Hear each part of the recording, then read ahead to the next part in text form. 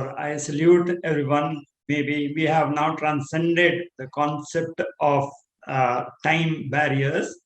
So I have to salute you. I do not know whether in your region it is morning or evening. I do not know. Therefore, I salute all of you.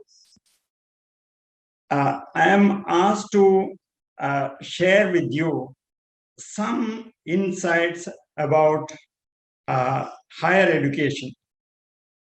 Now, when we talk of higher education, a historical view, we are used to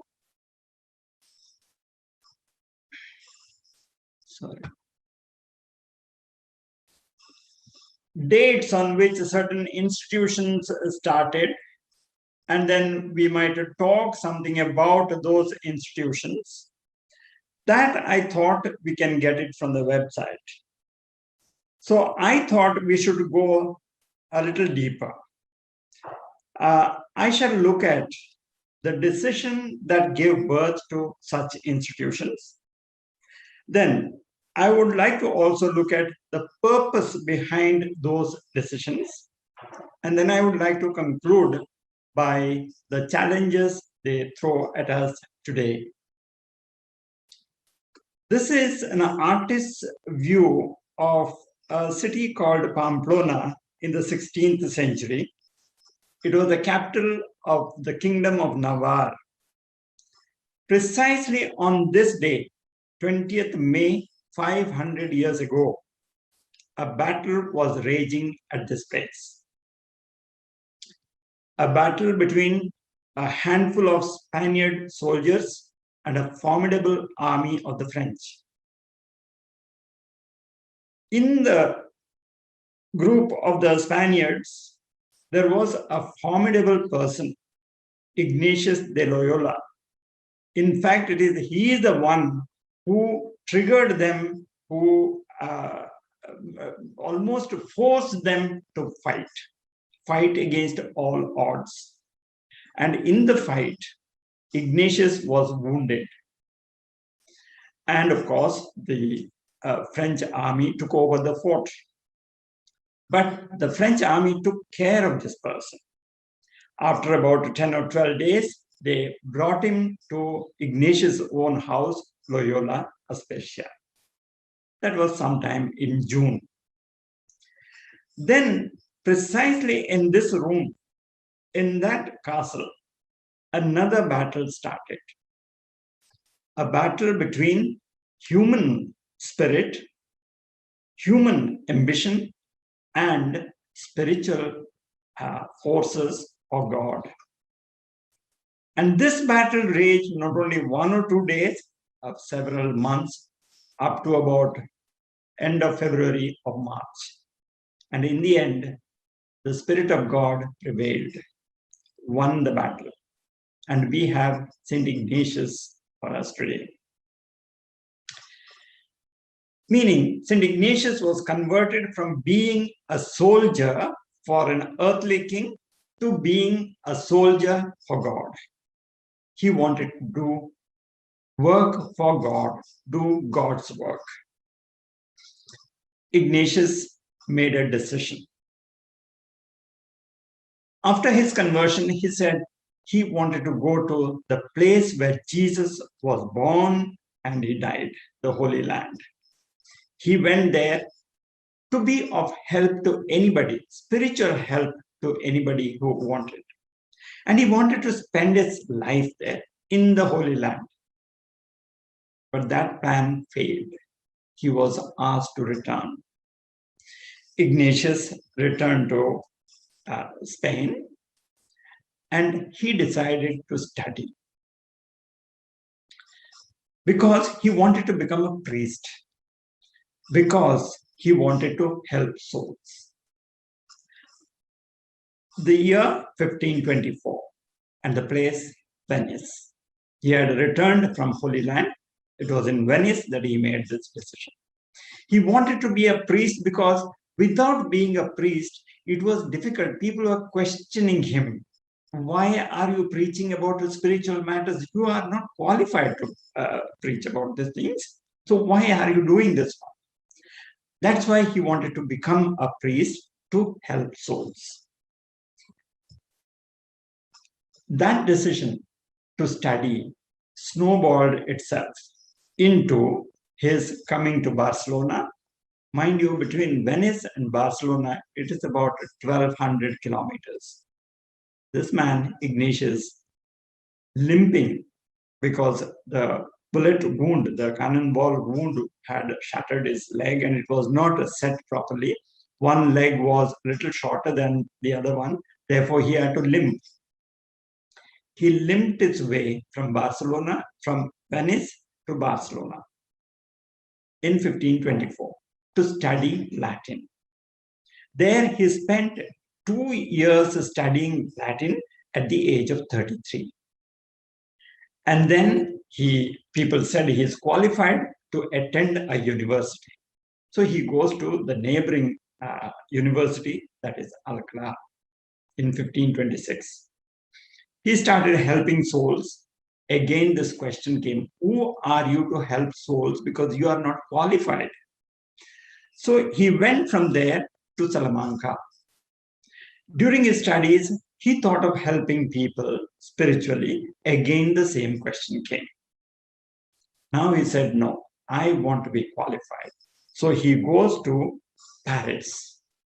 Paris was the citadel of intellectual formation. It was the university, the Paris was well known. It was the best probably that Ignatius knew, probably was the best that there was at that time. So Ignatius wanted to study there and be qualified from there. This trait of him, for the best, you do the best that you can.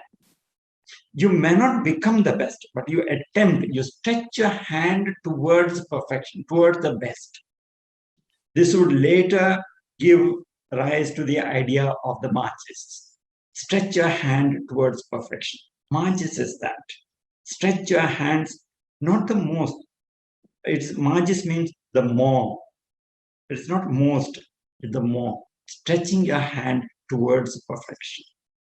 He wanted the best. So Ignatius, while studying in Paris, he gathered a few disciples. And one of the most famous disciples that all of us know is Francis Xavier. Much younger to him, but he became his very good friend and disciple. After a few years of study and struggle, they came past their masters. With this master's degree and becoming a priest, they came to Rome in 1537. Now, Ignatius' decision to study to become a priest is fulfilled. Therefore, what does he do?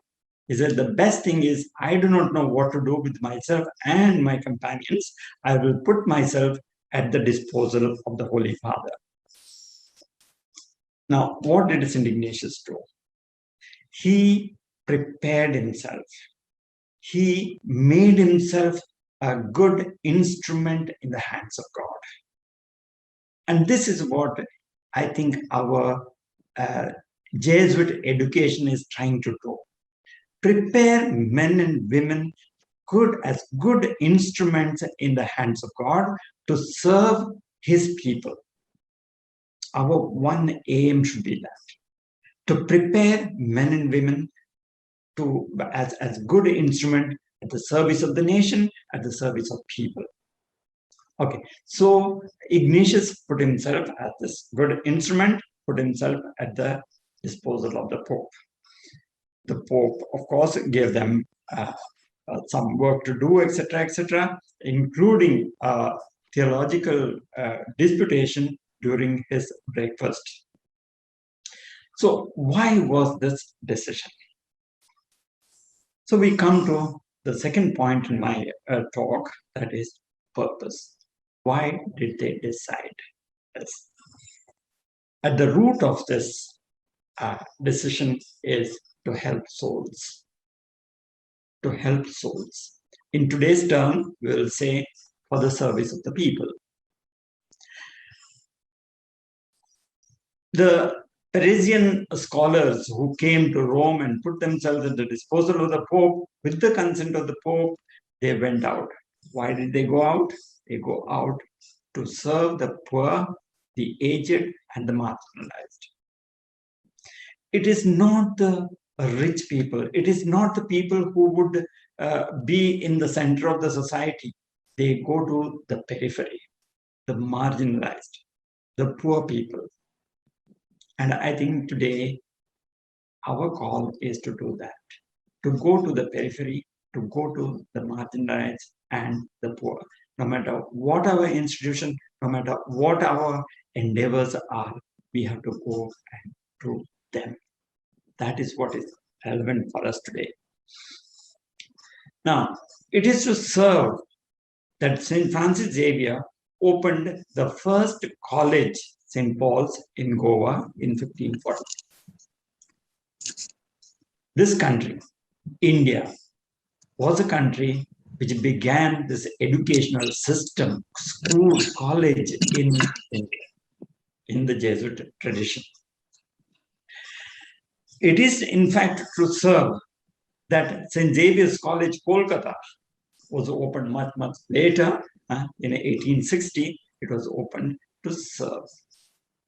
It is to serve, I would say, that St. Xavier's University, Kolkata, was opened on 8th February 2017. That service of the poor, that service of the people is at the root of all our endeavors, should be at the root of all our endeavors.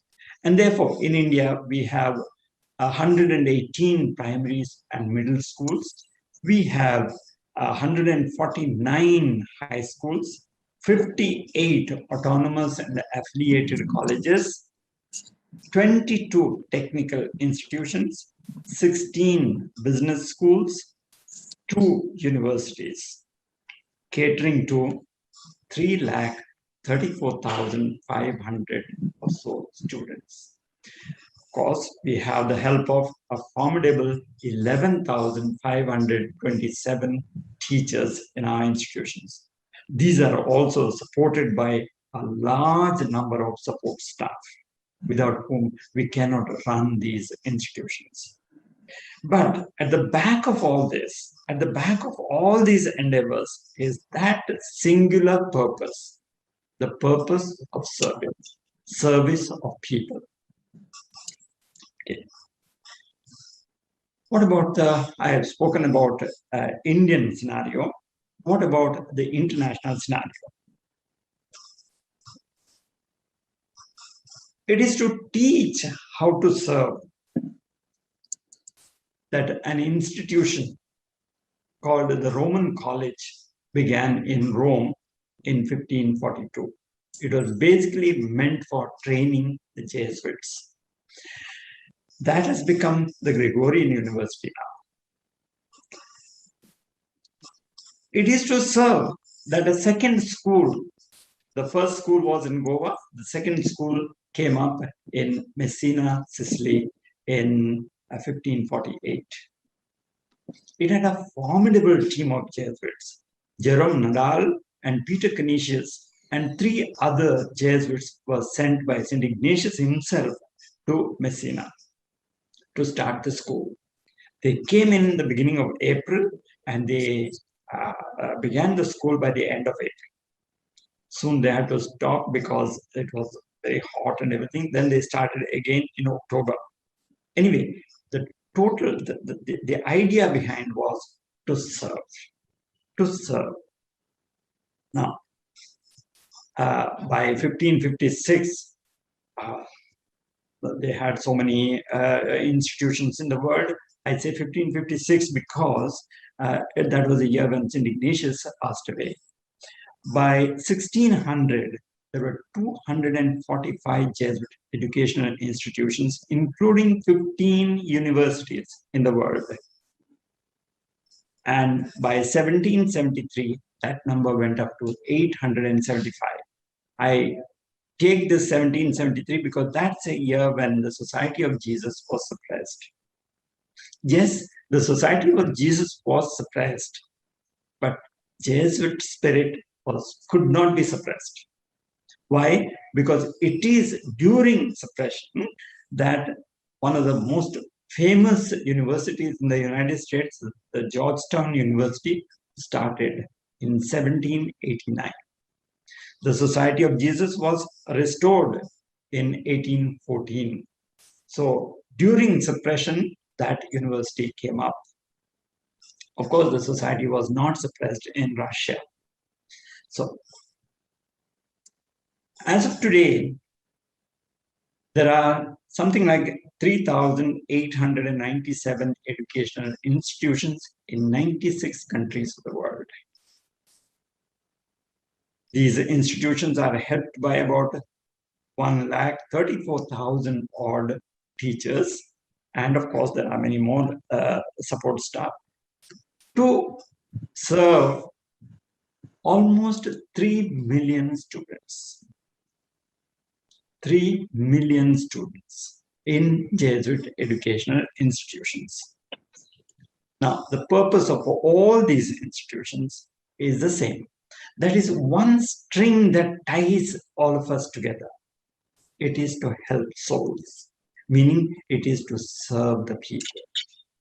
This is one string that tied the initial effort of St. Ignatius, and it ties us today, even today, to this day. Okay. In fact, St. Ignatius, while writing the constitutions, he dedicated an entire part. Part 4 is dealing with education, universities, and colleges in the Society of Jesus. He writes, the purpose of studies in the society is to be of service to people, to others. It is to service. It is for service. We study, we qualify ourselves for service, for the others.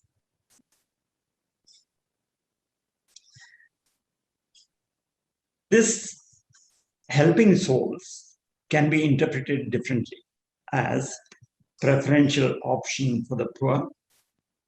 It can be service of faith and promotion of justice.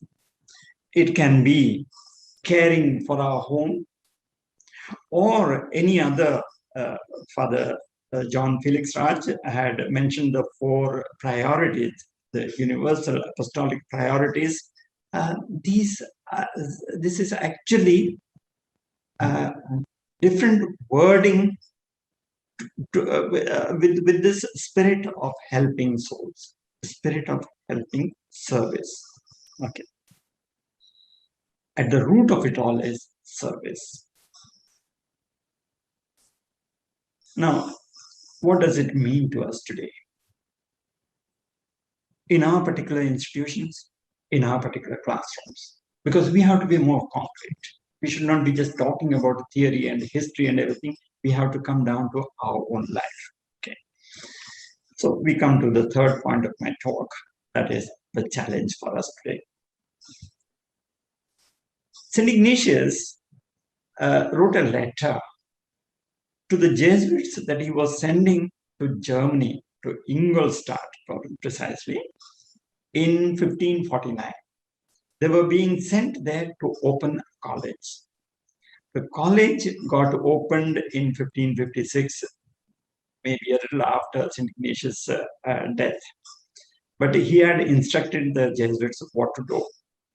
He said, your audience or your students should not go back only learned, but better persons. He clarified that.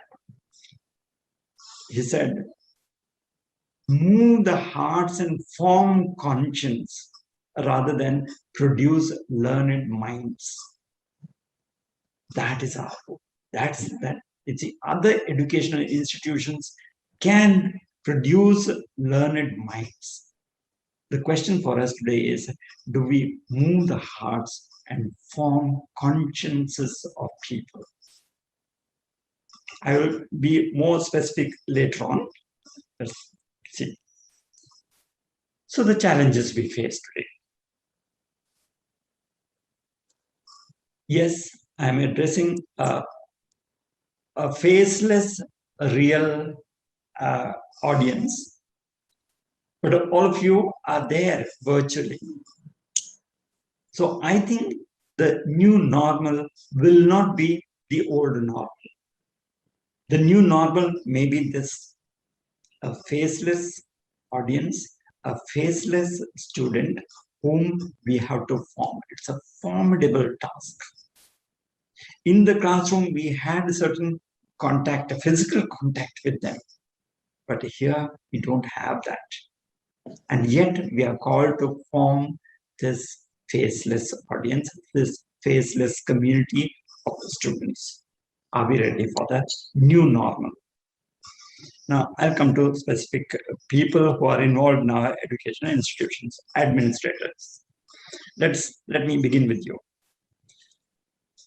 I would say now, more than ever, your administration should be student-centered, not discipline-centered.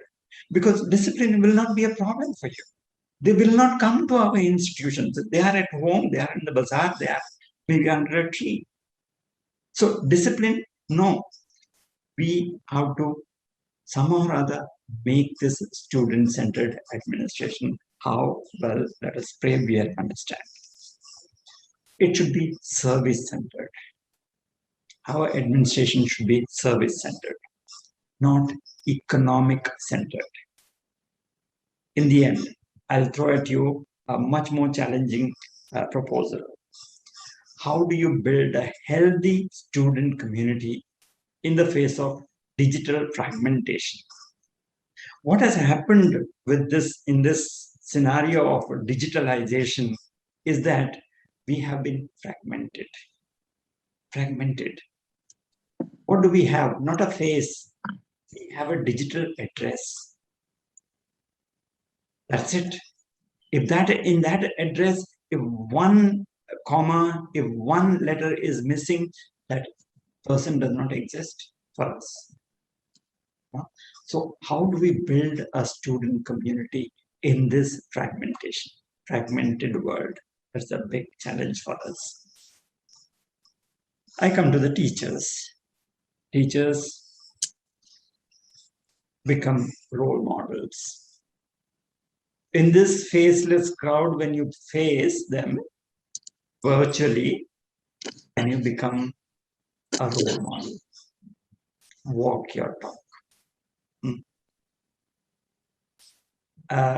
Already in the 70s, this great person, Marshall McLuhan, a person who had thought a lot about media, he had said, medium is the message.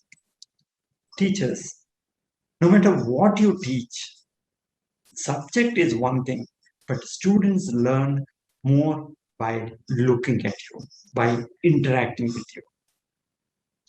You may be teaching mathematics, you may be teaching physics, you may be dealing with great depths of quantum physics and quantum entanglement and everything. But remember, beyond all that quantum entanglement in the particle level, you have life entanglement between you and the students.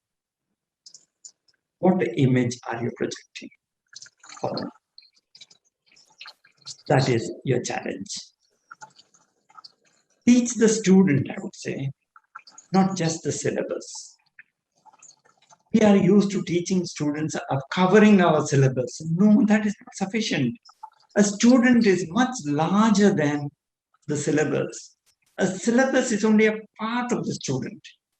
We have to teach the whole student. Do you know your students? Now that is going to be a tough question, a tough proposal, to understand your students in this digital environment, in this virtual environment. Okay. No matter what you teach, do not give yesterday's answers to tomorrow's question. I'm actually copying from one of our father generals. He started this one. Do not give yesterday's answers to tomorrow's questions. You have to update yourself. Now let me come to the students. Students, there is a tendency towards mediocrity. You have to fight this mediocrity, because nowadays you can get away with mediocrity, cut and paste, all that kind of thing. No, you have to fight that. You have to strive for excellence. So St. Ignatius went to Paris University. He could have become a priest without going to Paris University, but he wanted the best, stretching out his hand for perfection. So you strive for perfection, strive for excellence in your life, in your studies. Fight superficiality, because this digital world is promoting superficiality. You have to fight that in your life. Look into the depths. And administrators, teachers, and students, I leave you with one word. In your life, in your entire career, in your approach to teaching, learning, etc., this one word, please apply it. That word is commitment. Can you totally commit yourself to what you are doing? Then things will go toward you. You may not be the best, but you will stretch your hand towards perfection. Thank you very much. God bless you.